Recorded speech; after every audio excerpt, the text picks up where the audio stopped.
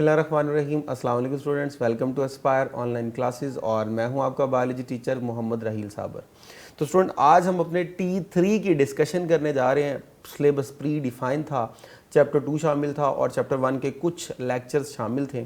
तो आइए जी स्टार्ट करते हैं। जो आपने 25 MCQs किए हैं उनकी प्रॉपर डिस्कशन करते हैं ताकि आपको प्रॉपर तरीके से मालूम पड़ जाए कि किसका क्या आंसर है। सो आइए जी, फर्स्ट MCQ है आपके पास, NAD इज एन।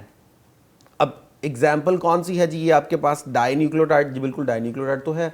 अगर आपको याद हो, जब हमने चैप्टर 2 पढ़ा था तो उसमें हमने DNA पढ़ा था। उस DNA के अंदर मैंने आपको बताया था कि जब न्यूक्लियोटाइड आपस में जुड़ते हैं तो तब आपके पास जो बॉन्ड बनता है वो फॉस्फोडाइएस्टर बॉन्ड होता है, और जो रिजल्टेंट आपके पास आएगा, अगर 2 न्यूक्लियोटाइड इन्वॉल्व है तो डाइन्यूक्लियोटाइड, और अगर 3 है तो ट्राइन्यूक्लियोटाइड। तो यहाँ पे NAD जो है हमारे पास वो डाइन्यूक्लियोटाइड की एग्जाम्पल था, और इसे आप यूज़ करते थे ऑक्सीडेशन और रिडक्शन के अंदर। ये NAD से NADH बन जाता है, यानी इलेक्ट्रॉन और प्रोटॉन को रिसीव करता है, फिर उनको ट्रांसफ़र करता है। रेस्पिरेशन में अच्छा खासा इसका यूज़ है। खैर, तो NAD बाय नेचर जो है वो क्या होता है? डाई न्यूक्लियोटाइड होता है। और अगर आपने चैप्टर 3 याद किया हो तो चैप्टर 3 के अंदर हमने जब को फैक्टर पढ़े थे तो उनकी आखिरी टाइप थी को एंजाइम। को एंजाइम में भी आपने डिस्कस किया था कि NAD और विटामिन जो होते हैं ये बाय नेचर क्या होते हैं? को एंजाइम होते हैं। सो NAD हमारे पास डाइन्यूक्लियोटाइड, जी बिल्कुल डाइन्यूक्लियोटाइड तो है। को एंजाइम, जी बिल्कुल को एंजाइम भी है। रेस्पिरेटरी प्रोटीन नहीं, ये प्रोटीन बाय नेचर नहीं है, ये न्यूक्लिक एसिड बाय नेचर है, न्यूक्लियोटाइड है उसका सब यूनिट। तो बोथ आंसर बनता है आपके पास A और B। सो नेक्स्ट है आपके पास, glycyl alanine has how many peptide linkage.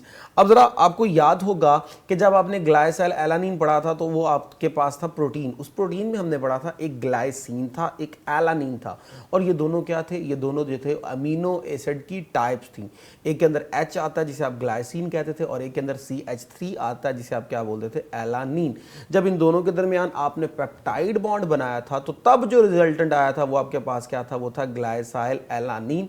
वहां पे 2 अमीनो एसिड इन्वॉल्व थे, इसलिए आपने उन्हें क्या कहा था? डाइपेप्टाइड। अब स्टूडेंट क्या करते हैं जी, अक्सर कंफ्यूज हो जाते हैं। डाइपेप्टाइड मीन 2, तो वो 2 लगा देते हैं। डाइपेप्टाइड स्टैंड्स फॉर उसमें 2 अमीनो एसिड हैं, बॉन्ड उनमें एक ही है, तो वहां पे हमारे पास आंसर क्या बनेगा? अल्फा। बॉन्ड एक है, आपके पास अमीनो एसिड क्या है? 2। तो उसने आपके पास अमीनो एसिड पूछता तो फिर आप 2 लगाते। उसने पेप्टाइड लिंकेज पूछी है तो वो क्या होगी? 1 होगी। नेक्स्ट है जी हमारे पास third MCQs, which serve as a storage of the smaller molecules. अब देखिए स्टूडेंट, एक था माइक्रो मॉलिक्यूल, एक था मैक्रो मॉलिक्यूल। अगर आपको याद हो तो अभी कुछ लेक्चर्स पहले जब आपने मॉलिक्यूलर लेवल पढ़ा तो वहाँ पे आपने पढ़ा था जो माइक्रो होते हैं वो तो बहुत ही छोटा वेट होता है, बहुत सिंपल लेवल पे है। लेकिन जो मैक्रो मॉलिक्यूल्स होते हैं उनके अंदर क्या होता है? बेशुमार माइक्रो मॉलिक्यूल इकट्ठे होते हैं, तब जाके आपके पास क्या बनता है? मैक्रो बनता है।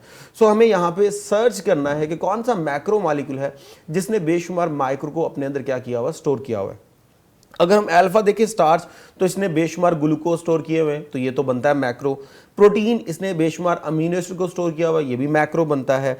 सेलुलोज, इसने भी अपने अंदर बेशुमार ग्लूकोज को स्टोर किया हुआ है, तो फिर आ जाके आंसर क्या बनेगा? ऑल ऑफ दीज बनेगा। The next one is due to high specific heat capacity water act as.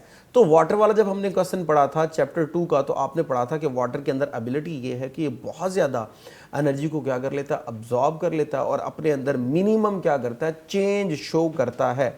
इस वजह से ये हमारी बॉडी में हेल्प ये करता था कि ये बहुत ज़्यादा एनर्जी जो सडन चेंज आता है, थर्मल चेंज, उसको क्या कर लेता है? फौरन अब्जॉर्ब कर लेता है और हमारी बॉडी के अंदर हीट के डैमेजिंग इफेक्ट से बचाता है। तो बफर तो कहते हैं pH को क्या करना? मेंटेन करना। चार्ली है जी लुब्रिकेंट, तो लुब्रिकेंट जो है वो फ्रिक्शन को कम करता है, लेकिन वो हीट कैपेसिटी के लिहाज से इसका रिलेशन बना रहा है। शॉक अब्जॉर्बर नहीं जी, वो भी फ्रिक्शन के अंदर ही आ जाता है। टेम्परेचर स्टेबलाइजर, जी बिल्कुल टेम्परेचर स्टेबलाइजर का काम कर रहा है ये हमारी बॉडी के अंदर। The next one is fifth, functional unit of the body. अब आपकी बॉडी का फंक्शनल यूनिट, अब यहां पे अगर हम देखें तो अल्फा है ऑर्गन, बीटा है सेल, चार्ली है ऑर्गेनली, डेल्टा है टिश्यू। सारे बच्चे कंफर्म बात है लगाएंगे बीटा यानी सेल। बेटा याद रखिएगा, cell is the structural and functional unit of your body. लेकिन अगर बॉडी का फंक्शनल यूनिट पूछा जाए, साथ जो है वो स्ट्रक्चरल नहीं लिखा हुआ, तब हमेशा क्या होगा, ऑर्गन होगा। आपकी बॉडी का जो फंक्शनल यूनिट है वो ऑर्गन है, जो स्ट्रक्चरल और फंक्शनल यूनिट है वो सेल है। तो यहां आपके पास ऑप्शन बनेगी अल्फा, क्योंकि आपकी बॉडी का फंक्शनल यूनिट पूछा जा रहा है। साथ अगर आ जाता स्ट्रक्चरल और फंक्शनल यूनिट, तब जाके आप क्या लगाते, सेल लगाते। सो ये हुआ जी फिफ्थ। नेक्स्ट आते हैं जी सिक्स की तरफ। सिक्स है जी secondary structure of protein is maintain by. तो हमने 4 स्ट्रक्चर पढ़े थे, प्राइमरी, सेकेंडरी, टर्शरी और क्वाटरनरी। जब प्राइमरी था तो आपने कहा जी स्ट्रेट चेन होगी, पेप्टाइड बॉन्ड्स इन्वॉल्व होंगे, और अगर 2 इकट्ठी हो जाए तो डाइसल्फाइड इन्वॉल्व होगा। सेकेंडरी आपने कहा कि वो जिगजैग मैनर में अगर अरेंज हो जाए या हेलिकल मैनर में अरेंज हो जाए तब सेकेंडरी है। टर्शरी में हमने कहा पॉलीपेप्टाइड चेन अपने ऊपर ही क्या कर जाती है, फोल्ड कर जाती है, तब 3 बॉन्ड आपने पढ़े थे, आयनिक बॉन्ड, डाइसल्फाइड बॉन्ड और एक आपके पास था हाइड्रोजन बॉन्ड, और जो सेकेंडरी स्ट्रक्चर था उसमें हाइड्रोजन बॉन्ड था। क्वाटरनरी क्या था, एग्रीगेशन ऑफ मैनी टर्शरी। तो यहां बात हो रही है सेकेंडरी स्ट्रक्चर की, तो उसके अंदर कौन होगा, आयनिक बॉन्ड, ये तो टर्शरी का था। डाइसल्फाइड बॉन्ड, ये भी टर्शरी में आते हैं या प्राइमरी में आ जाते हैं। हाइड्रोजन बॉन्ड, जी बिल्कुल हाइड्रोजन बॉन्ड इन्वॉल्व था, जो कि सेकेंडरी स्ट्रक्चर की क्या कर रहा था, मेंटेनेंस कर रहा था, जिसमें अल्फा हेलिक्स और बीटा प्लेटेड आपने पढ़े थे। नेक्स्ट है जी nucleic acid has special affinity with what kind of the protein. अब न्यूक्लिक एसिड बाय नेचर क्या है, एसिड बाय नेचर है। डेफिनेटली जब ये एसिड बाय नेचर है तो ये किसको अट्रैक्ट करेंगे, बेस को अट्रैक्ट करेंगे। तो इनकी जो अट्रैक्शन होगी वो किसके साथ होगी, बेसिक प्रोटीन के साथ होगी। फाइब्रस और ग्लोबुलर का रिलेशन नहीं हमने देखना, हमने ये देखना है कि नेचर की बात हो रही है। तो जब nucleic acid by nature acid है तो हमें क्या चाहिए, बेस चाहिए। तो अल्फा आपके पास आंसर बनता है। नेक्स्ट है जी RNA is synthesised from the DNA in a process of. तो आखिरी जो आपने लेक्चर पढ़ा था चैप्टर 2 का, वहाँ पे आरएनए में मैंने बताया था कि जब आरएनए बनता है वो डीएनए से बनता है, और इस प्रोसेस को हम क्या बोलते थे, ट्रांसक्रिप्शन बोलते थे। तो यहाँ पे अल्फा ऑप्शन बनती है जी ट्रांसक्रिप्शन। ट्रांसलेशन क्या होता है स्टूडेंट, याद रखिएगा, प्रोटीन बनाने के प्रोसेस को हम क्या बोलते हैं, ट्रांसलेशन को बोलते हैं, और ये प्रोसेस कौन कर रहा होता है, आपका राइबोसोम कर रहा होता है। रेप्लिकेशन कहते हैं एग्जैक्ट कॉपी बनाना, यानी कि अगर मेरे पास डीएनए है तो एग्जैक्ट उसी जैसा मैं नया डीएनए बना लेता हूं तो उसे हम क्या बोलेंगे, रेप्लिकेशन बोलेंगे। या मेरे पास ऑर्गेनलीज है, मैं एग्जैक्ट उन्हीं जैसे नए ऑर्गेनलीज सेल बना रहा है सेल डिवीजन करने से पहले, तो वो भी क्या होगा, रेप्लिकेशन होगा। तो यहाँ बात हो रही है आरएनए का डीएनए से बनना। तो जब आरएनए डीएनए से बनता है उसे ट्रांसक्रिप्शन कहते हैं, और जब आरएनए आगे प्रोटीन बनाने में इन्वॉल्व होते हैं, एमआरएनए, टीआरएनए और आरआरएनए, तो उसे हम क्या बोलते थे, ट्रांसलेशन बोलते थे। नेक्स्ट है जी आपके पास 9, cotton is the pure form of.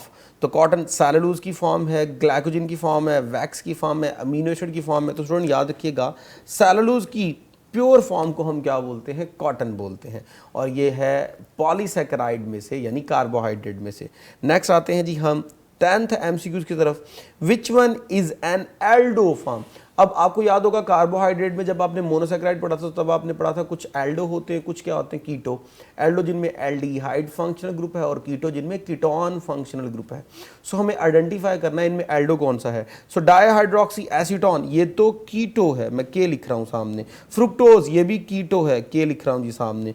Glyceraldehyde, ये एल्डो है, और राइबोलोज, ये भी आपके पास क्या है, कीटो है। तो एक ही आपके पास बचता है और वो आपके पास क्या है जी, बीटा।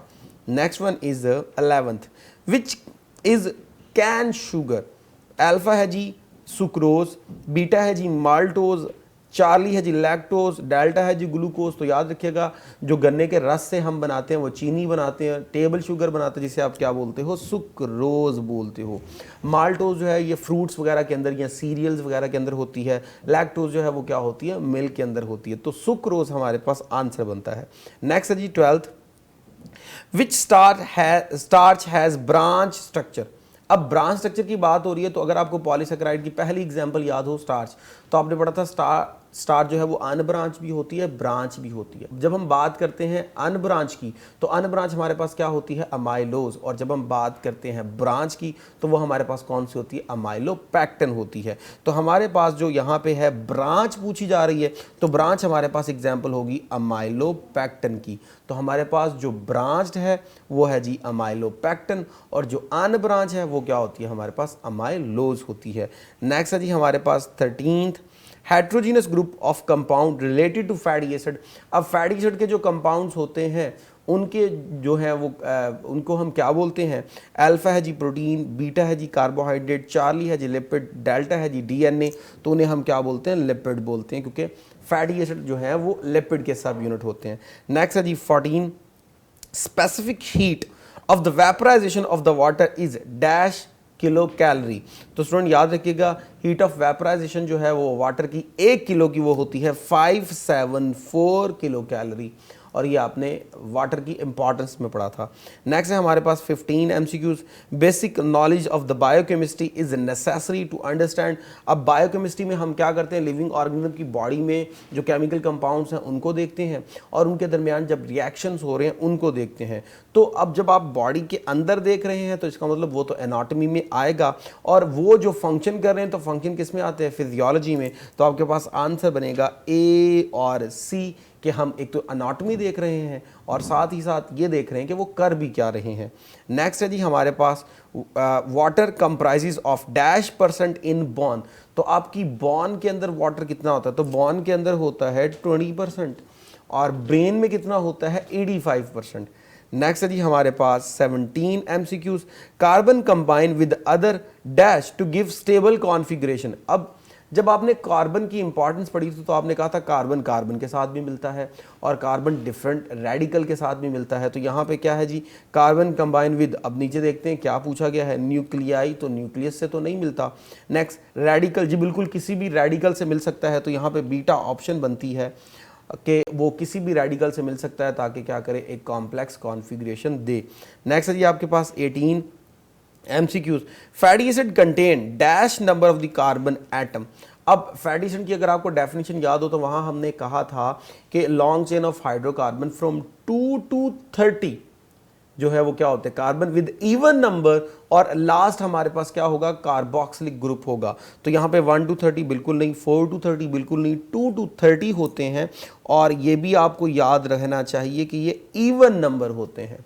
नेक्स्ट जी हम चलते हैं 19 की तरफ। अब 19 हमारे पास क्या है, 19 हमारे पास dash bond is a potential source of energy. तो एक तरफ है कार्बन ऑक्सीजन, एक तरफ है कार्बन नाइट्रोजन, एक तरफ है कार्बन हाइड्रोजन, और एक तरफ है कार्बन का ऑक्सीजन से। तो याद रखिएगा कार्बन का हाइड्रोजन से जो है वो बॉन्ड, वो पोटेंशियल सोर्स ऑफ एनर्जी है, मैक्सिमम बॉन्ड देता है, और वो किस में होता है, वो हमारे पास होता है कार्बोहाइड्रेट के अंदर जब एस्टर बॉन्ड था, और इसी वजह से कार्बोहाइड्रेट हमें मैक्सिमम क्या करता है, एनर्जी देता है। जबकि कार्बन का ऑक्सीजन से बॉन्ड ग्लाइकोसिडिक बॉन्ड है, कार्बोहाइड्रेट में होगा। कार्बन का नाइट्रोजन से बॉन्ड पेप्टाइड बॉन्ड है जो कहाँ होता है, हमारे पास प्रोटीन में होता है। नेक्स्ट है जी 20, the amount of oxygen in human body is. तो आपने जब लेक्चर किया था, लेक्चर नंबर 3 इसका चैप्टर 1 का, तो वहाँ पे आपने बायोलॉजिकल मॉलिक्यूल पढ़े थे। उन बायोलॉजिकल मॉलिक्यूल्स के अंदर हमने पढ़ा था कि 16 बायो एलिमेंट्स हैं जो हमारी बॉडी में हैं। उन 16 ने आपकी बॉडी का 100% बनाया हुआ है। उनमें से 6 जो थे वो मेजर एलिमेंट थे जिन्होंने आपकी बॉडी का 99 बनाया हुआ है। तो उनमें से जो सबसे ज़्यादा होता है वो कौन सा होता है, ऑक्सीजन होता है। सो ऑक्सीजन कितनी है जी, 65%, 18%, 10%, 4%। तो याद रखिएगा वो 65% है जो कि सबसे मेजर पार्ट है। The next one is biological molecules most commonly contain. अब बायोलॉजिकल मॉलिक्यूल, अब कार्बोहाइड्रेट है, लिपिड है, प्रोटीन है। अगर आप इन सब के स्ट्रक्चर देखिए तो क्या सब में हाइड्रोजन है, जी बिल्कुल सब में हाइड्रोजन है। सब में पोटाशियम है, नहीं बिल्कुल नहीं। सोडियम सब में है, नहीं। मैग्नीशियम सब में है, बिल्कुल नहीं। तो सब में जो कॉमन होता है वो हाइड्रोजन होता है। तो मोस्ट कॉमन आपके पास जो है वो क्या बनेगा, हाइड्रोजन बनेगा। नेक्स्ट है जी आपके पास 22, dash biology is specially related to the human activities. अब जब आप ह्यूमन एक्टिविटीज से रिलेशन बना रहे हैं तो वो आपके पास क्या कहलाएगी, सोशल बायोलॉजी, क्योंकि सोशल बायोलॉजी के अंदर हम क्या करते हैं, लिविंग ऑर्गेनिजम्स की सोशल एक्टिविटी को क्या कर रहे होते हैं, डिस्कस कर रहे होते हैं। सो यहाँ पे आपके पास क्या आएगा, सोशल। सो नेक्स्ट है जी आपके पास, there are about dash natural occurring element. तो हमारी बॉडी में जो नेचुरल अकरिंग एलिमेंट है, हमारी बॉडी में नहीं है, ओवरऑल पूछ रहे हैं जी कितने हैं, तो 16 तो वो है जो आपकी बॉडी के अंदर है जिन्हें आप बायो एलिमेंट कहते हो। 96 नहीं, बिल्कुल नहीं, 92 जी बिल्कुल, 92 नेचुरली अकरिंग एलिमेंट हैं, जिनमें से 16 है जो आपकी बॉडी में पाए जाते हैं। नेक्स्ट है जी, a living thing is therefore composed of highly structured living substance called as. तो याद रखिएगा, सेल के अंदर जो सबसे इंपॉर्टेंट चीज होती है वो हमारा प्रोटोप्लाज्म होती है। Protoplasm stands for each and everything within a cell, जिसमें जो आपके पास साइटोप्लाज्म और उसमें सारे ऑर्गेनेल्स, न्यूक्लियस इंक्लूडिंग सब कुछ इकट्ठा हो जाता है, वो आपके पास क्या होता है, प्रोटोप्लाज्म होता है। ये लिविंग कंटेंट है सेल का। नेक्स्ट है जी 25, very similar potential interbreeding organism. तो जो आपस में सेम हो और आपस में सेक्सुअल रिप्रोडक्शन करते हो, ऐसे ऑर्गेनिजम्स को हम क्या बोलते हैं जी, स्पीशीज। जी बिल्कुल, स्पीशीज ही बोलते हैं। पॉपुलेशन क्या है, ये ग्रुप ऑफ सेम स्पीशीज को बोलते हैं। कम्युनिटी क्या है, ग्रुप ऑफ डिफरेंट स्पीशीज को बोलते हैं। बायोस्फीयर क्या है, that part of the world which is inhabited by living organism, या आप कह सकते हैं that part of the world where living organism are living, where life is possible, वो एरिया हमारे पास क्या होता है, बायोस्फीयर। तो इस तरह आपकी जो है डिस्कशन कंप्लीट हुई। इजाज़त दीजिए, थैंक यू वेरी मच, अल्लाह हाफिज़।